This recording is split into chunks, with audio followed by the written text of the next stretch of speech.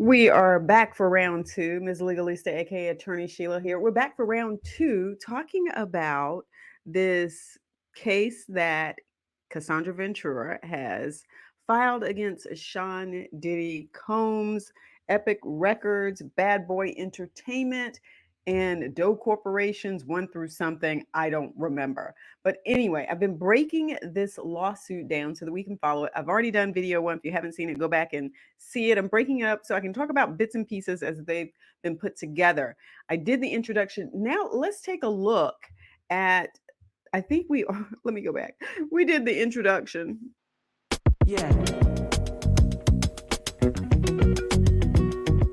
This is a complaint. And I'm starting with this front page again because I do want to point out this highlighted area in red so that you can decide for yourself if this is a video that you want to watch. I'm now going to scroll down to the section that I want to get to. I already went through this whole sort of preliminary statement here, and I'm going to call these the 7 bullet points. These 7 bullet points, if you have not seen these 7 bullet points, go back and look at my video where, yes, you can learn all about those there. We are now going to jump into this part where they meet, and this is the factual allegations. Teenaged Ms. Ventura meets middle-aged Mr. Combs. And you can see down here it says she was 19 and he was 37.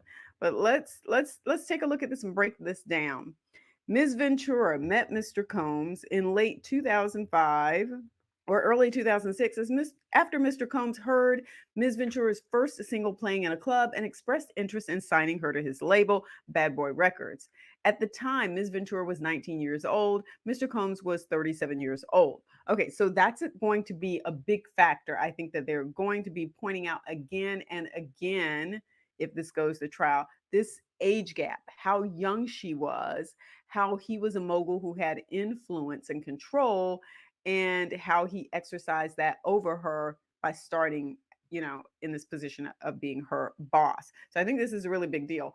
Notice the positioning, though, the framing of her age as a teenager. It says teenaged Ms. Ventura. Now, let's be clear here. She's closer to being an adult because 19 is closer to 21 than, 13 or 14. A lot of times when we hear teenager, we tend to think a little bit younger. But look, there's a serious age gap here. And 19, I think, is still pretty young. So at the time, Ms. Ventura was 19 years old. Mr. Combs was 37 years old. You tell me if you would let your 19-year-old daughter date someone of this stature who is 37 years old. You tell me in the comments.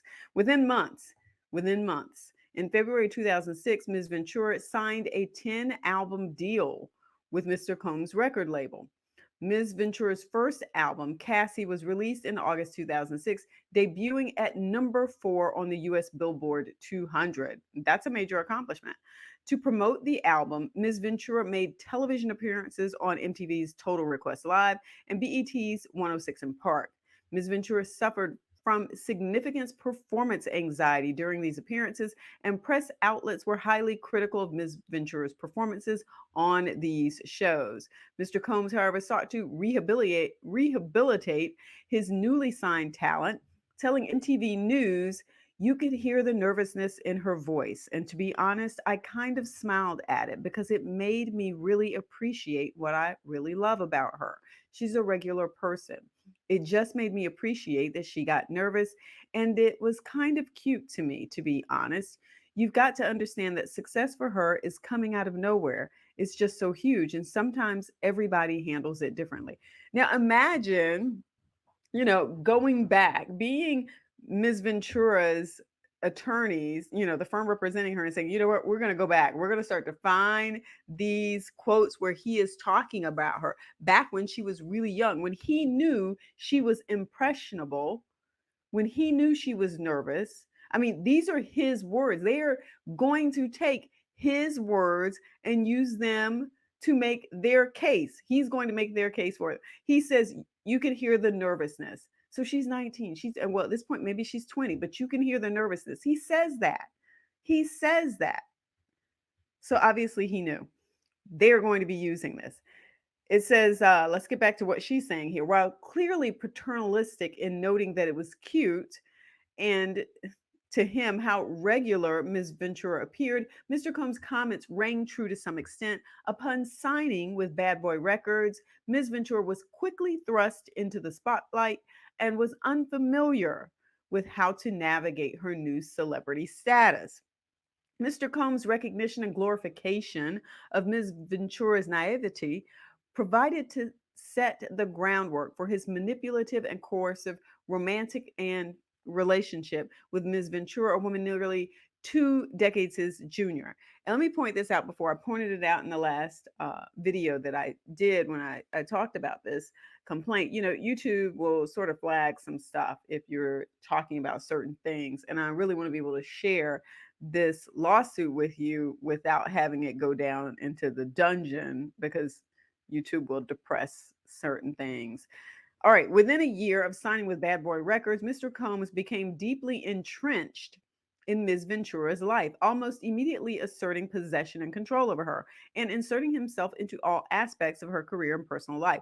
Now, I can imagine, you know, when and if this goes to trial, that they are going to pull out the receipts here. They're going to say this is how he controlled her. And there's already been something in the preliminary introduction where, you know, or some other places. I've been reading so much, you never know.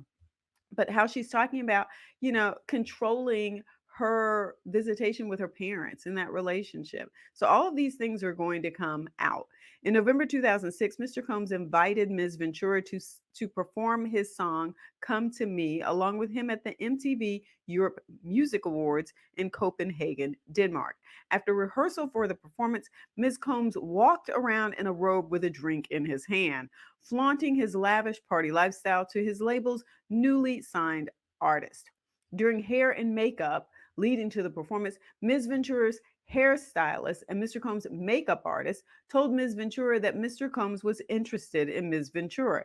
Ms. Ventura shrugged off the gossip and, in fact, expressed disgust given the large age gap between them and the president of her record label, emphasizing the age and power dynamic. That is going to be a big key to this sort of power dynamic. Early on in their working relationship, Mr. Combs positioned himself as a father figure and protector of Ms. Ventura. By way of example, after returning to New York after a trip to Las Vegas, during which she endured a brief hospital stay, Ms. Ventura, who by then was fully healthy, went out to a club with her friends. When Mr. Combs saw her out, he reprimanded her, telling her to go home and take care of herself. At the time, Ms. Ventura thought that her record label was looking out for her well being and that Mr. Combs had her best interests in mind. Mr. Combs also ensured that he was intertwined with Ms. Ventura's personal and social life, for instance, by inviting himself to Ms. Ventura's 21st birthday party in Las Vegas. He also brought along famous musicians and producers, thereby flaunting his celebrity status and influence in front of a young and impressionable Ms. Ventura.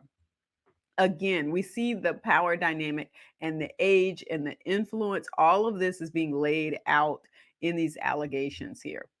Although Mr. Combs knew that Ms. Ventura was in a relationship at the time, and even though he was publicly in a relationship with Kim Porter, Mr. Combs nonetheless pursued Ms. Ventura. At an after party in a hotel suite following Ms. Ventura's 21st birthday party, Mr. Combs pulled Ms. Ventura into a bathroom and forcibly kissed her. Ms. Ventura did not consent to this unwanted contact. She immediately ran out of the bathroom and the hotel suite and cried. She told her best friend at the time about what happened, but was too scared to tell anyone else. Okay, so now we have our first sort of witness that comes on board. The best friend who heard about the kiss way back when she turned 21. And, you know, having this person be able to testify, not necessarily about, you know, some of the items that might be classified as hearsay, but this person can still testify about her emotional state, which I think would play to, you know, Ms. Ventura's advantage. At the Video Music Awards the following day, Ms. Ventura's boyfriend at the time joined her and Mr. Combs at a table at the awards ceremony.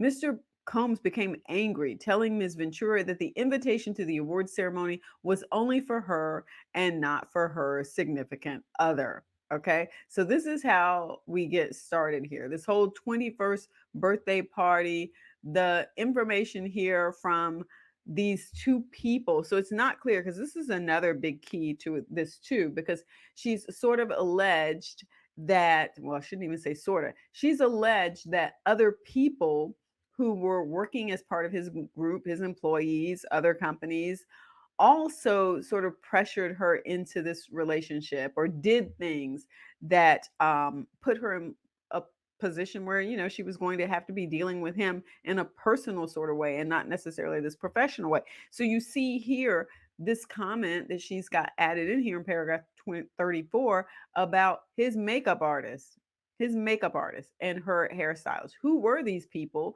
Who were these people? Employer. Who was the employer? I'm getting so tongue tied here. Who was the employer? And how did these comments make their way to the hairstylist and the makeup artist? Like, who told them that? Did Mr. Combs tell them to say something to Ms. Ventura to kind of start to put in her head this idea that he was interested in her? And then you find out at her 21st party that she's in a relationship.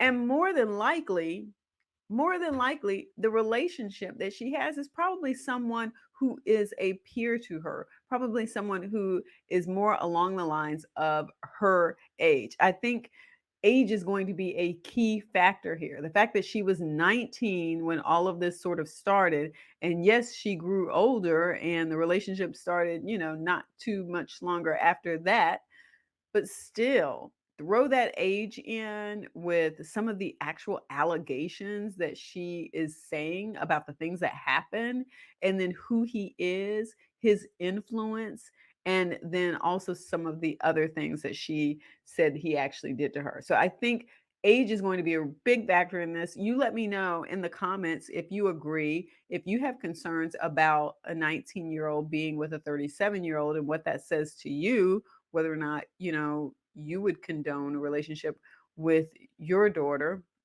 in that manner. Go ahead, let me know. Don't forget to give the video a thumbs up. Don't forget to hit the notification bell so that you don't miss a thing. And don't forget to subscribe. Mwah. Peace.